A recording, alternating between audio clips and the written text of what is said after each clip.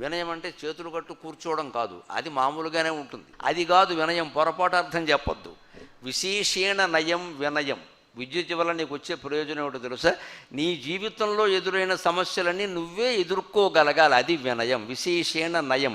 నయం అంటే నడిపించడం. నయతీతి నాయక, నడిపించేవాడు కాబట్టి నాయకుడు అంటారు. లీడర్ అంటే అర్థం, అది నడిపిస్తాడు ఆయన. నీ జీవితాన్ని నువ్వు నడిపించుకోవాలి. అవసరమైతే అమ్మ ఫోన్ చేసి అమ్మా బాగున్నావా అంటే చెప్పకూడదమ్మా, సమస్యలు చెప్పొద్దు. బాగున్నావమ్మా, చాలా బాగున్నావమ్మా, చాలా బాగున్నావమ్మా, నువ్వు నాన్నగారు హాయిగా ఉండండి అమ్మా అని చెప్పాలి, అంతేగాని లేదమ్మా స్టార్టింగ్ ట్రబుల్ అని మొదలెట్టకూడదు ఇక్కడ. అంటే డిపెండెన్స్. తల్లికి చెబుతున్నావు నీ సమస్యని, వాళ్ళ సమస్యలు వాళ్ళకి చాలవండి. అమెరికాలో కాపరాలు చేస్తూ కూడా పని మనిషి రాకపోయేసరికి ఇంటి దగ్గరికి ఫోన్, ఇక్కడ రాకపోతే అక్కడికి ఫోను. అది పెద్ద సమస్య అండి, మీరు ఎదుర్కోలేరండి దాన్ని. తల్లిదండ్రులకు చెప్పాలా? మన సమస్యలు ప్రాణం పోయినా పక్కవాడికి చెప్పొద్దు, పెద్దవాళ్ళకి చెప్పొద్దు, మనమే పరిష్కరించుకోవాలి. ధైర్యం అంటే అది వినయం.